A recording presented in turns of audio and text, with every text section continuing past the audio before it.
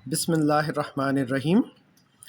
आज गाज़ीज़ क्लासरूम में हम पढ़ने जा रहे हैं क्लास 9th एक्सरसाइज 1.2 मैथमेटिक्स में। ठीक है, इसके अंदर हैं प्रॉपर्टीज़। हमने कुछ पहले भी पढ़ी थी और अब हम दोबारा से उसकी कुछ एक्सरसाइज सॉल्व कर रहे हैं। तो हमें जो क्वेश्चन दिया गया है वो है रिकॉग्नाइज द प्रॉपर्टीज़। इन वैल्यूज़ में हमें देखना है कौन सी प्रॉपर्टीज़ लगेगी।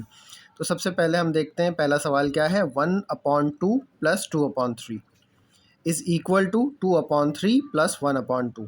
अच्छा, अब यहाँ पर देखिए दोनों में 1/2 भी है, 1/2 भी है, 2/3 है, 2/3 है। ये आप इस फॉर्म में देख सकते हैं कि a + b is equal to b + a, यानी a में b ऐड करो या b में ऐड करो a को, दोनों सूरतों में आंसर हमारा सेम आता है।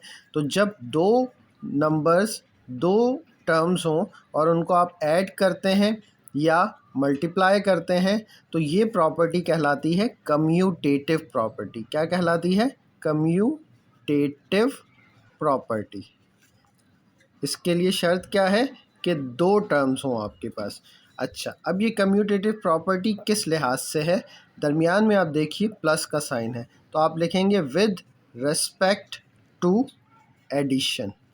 With respect to addition, commutative property with respect to addition. यानी अगर ये 2 हो, ये 3 हो, 2 + 3, और ये 3 और ये 2 हो, फिर इसको इस तरह से ऐड करें तो दोनों का आंसर 5 होता है। तो हम ये पहले भी देख चुके हैं। अच्छा, इसके बाद आ जाइए सेकंड क्वेश्चन। 4/3 है प्लस, फिर एक ब्रैकेट के अंदर है 1 होल नंबर 1/3 + 2/3। अच्छा, दूसरी जानिब आपके पास है 4/3 + 1 होल नंबर 1/3। अब इसमें क्या किया गया, इन दोनों को पहले ऐड कर दिया और जो 2/3 था उसको लास्ट में ऐड किया।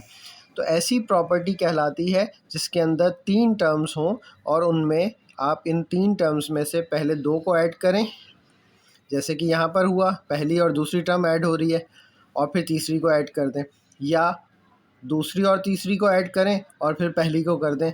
तो 3 टर्म्स हों तो उसको हम कहते हैं एसोसिएटिव प्रॉपर्टी। क्या कहते हैं? Associative property. अच्छा, अब ये एसोसिएटिव प्रॉपर्टी किस लिहाज से है हम वो देख लेते हैं। विद रिस्पेक्ट टू एडिशन, यहाँ पर इनके दरमियान क्या हो रहा है?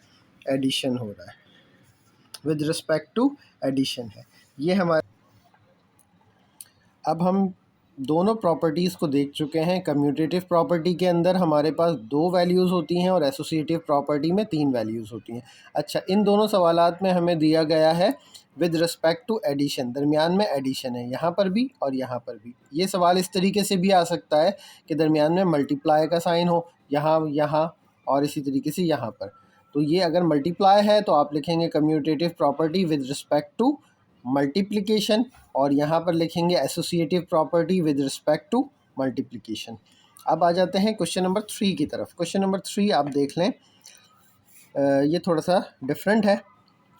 जब भी हम फैक्टराइज्ड फॉर्म में देखते हैं किसी भी टर्म को, जैसे कि ये है 9 जो कि मल्टीप्लाई हो रहा है इस पूरी ब्रैकेट से 10/9 + 20/9, तो ये एक ही टर्म कहलाती है। ये एक ही टर्म है।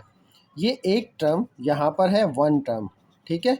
दूसरी जानिब इज़ इक्वल टू के दूसरी जानिब आप देखें तो ये 2 टर्म है। एक टर्म ये है और एक टर्म ये है, 2 टर्म है। अच्छा, तो इसको आप कहते हैं डिस्ट्रीब्यूटिव प्रॉपर्टी। डिस्ट्रीब्यूटिव प्रॉपर्टी कि एक तरफ एक टर्म हो और दूसरी तरफ जाके डिस्ट्रीब्यूट यानी तकसीम हो जाए 2 में, 3 में, तो इसको आप कहते हैं डिस्ट्रीब्यूटिव प्रॉपर्टी। तो आप लिखेंगे डिस्ट्रीब्यूटिव प्रॉपर्टी।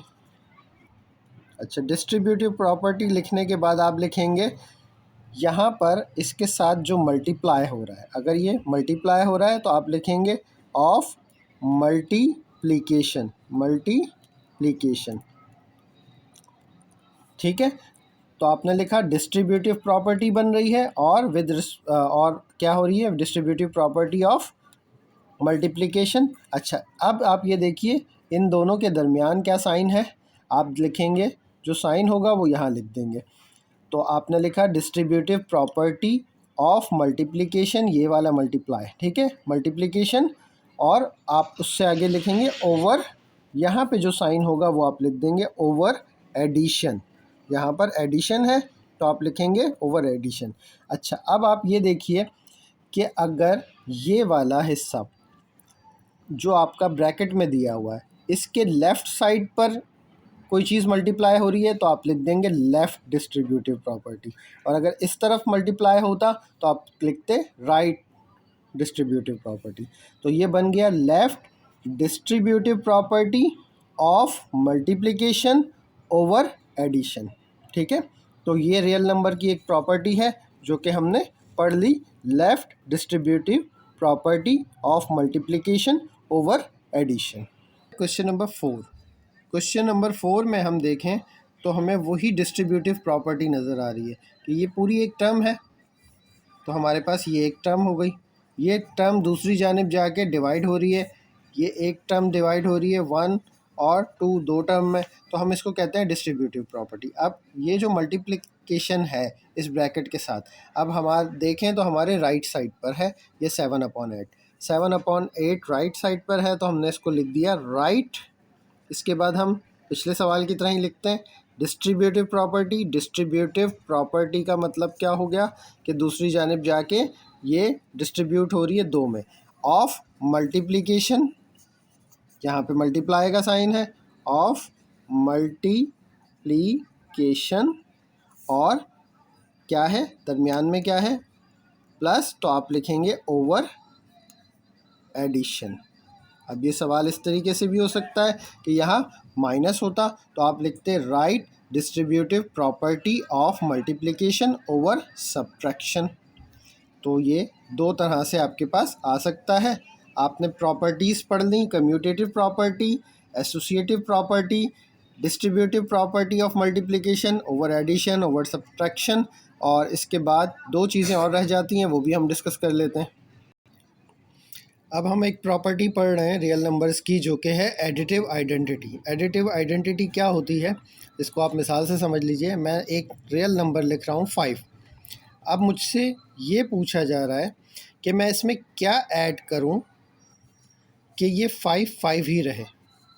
तो अब हम देखेंगे कि ज़ीरो वो नंबर है कि अगर हम किसी भी रियल नंबर के अंदर ऐड करते हैं तो वही रियल नंबर हमारे पास दोबारा आ जाता है। तो इसको हम कहते हैं एडिटिव आइडेंटिटी। अगर 3 है तो 3 की एडिटिव आइडेंटिटी 0 होगी, तो एडिटिव आइडेंटिटी हमेशा 0 होती है। ठीक है, अब इसके बाद नेक्स्ट हमारे पास एक और चीज़ है जिसको कहते हैं हम एडिटिव इन्वर्स। एडिटिव इन्वर्स क्या है? एडिटिव इन्वर्स है कि अगर मुझे एक नंबर दिया गया है +7, ठीक है, तो मैं ऐसा कौन सा नंबर इसमें ऐड करूं कि मेरा आंसर 0 हो जाए।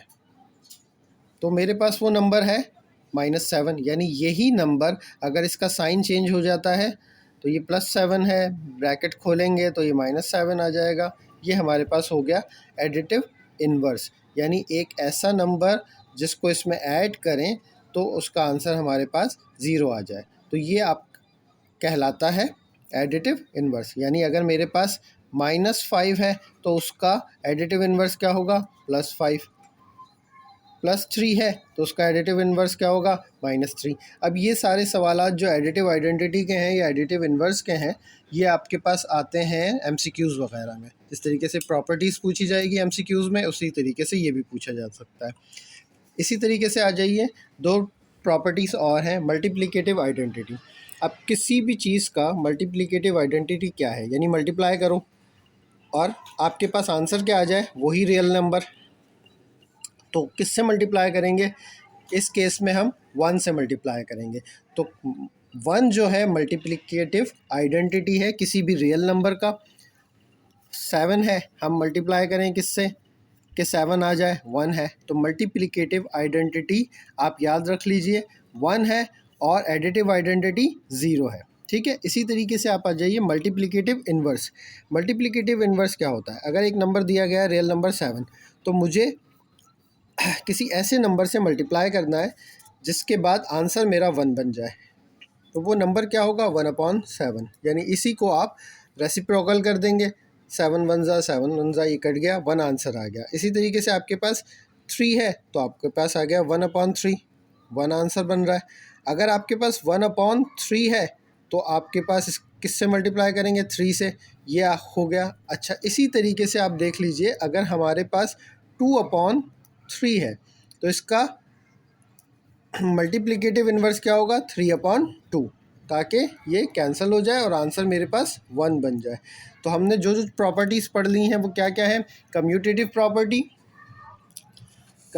प्रॉपर्टी हमने पढ़ी विद रिस्पेक्ट टू एडिशन या मल्टीप्लिकेशन भी हो सकती है। एसोसिएटिव प्रॉपर्टी पढ़ी with respect to addition, multiplication के लिहाज से भी हो सकती है। इसके बाद डिस्ट्रीब्यूटिव प्रॉपर्टी ऑफ मल्टीप्लिकेशन पढ़ी विद ओवर एडिशन या ओवर सब्ट्रैक्शन हो सकती है। इसके साथ साथ हमने ये पढ़ा कि एडिटिव आइडेंटिटी क्या है, मल्टीप्लिकेटिव आइडेंटिटी क्या है। एडिटिव आइडेंटिटी याद रखिए 0 होता है, मल्टीप्लिकेटिव आइडेंटिटी 1 होता है। इसी तरीके से एडिटिव इन्वर्स क्या होता है, उसी नंबर के साथ आप साइन चेंज कर दें तो उसका एडिटिव इन्वर्स बन जाएगा। और मल्टीप्लिकेटिव इन्वर्स क्या होता है, उसी नंबर को रेसिप्रोकल कर दें, अगर ऊपर है तो नीचे ले आइए, नीचे है तो ऊपर ले आइए। जब रेसिप्रोकल हो जाएगा तो वो उसका मल्टीप्लिकेटिव इन्वर्स बन जाएगा। तो उम्मीद है कि ये आपको रियल नंबर की प्रॉपर्टीज़ याद हो जाएंगी और नेक्स्ट वीडियो में इंशाल्लाह दोबारा नए टॉपिक के साथ हाज़िर होंगे। अल्लाह हाफ़िज़।